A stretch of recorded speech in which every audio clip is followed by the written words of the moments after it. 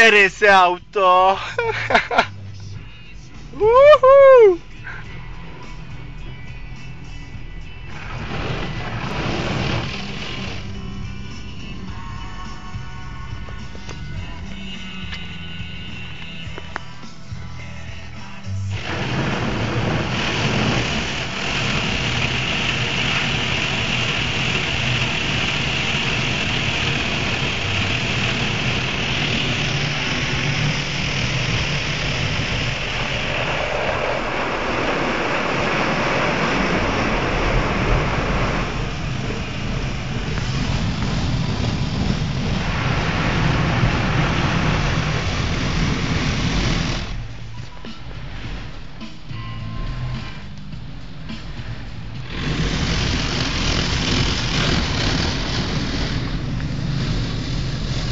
Jebi ga, ostao sam unutra sam.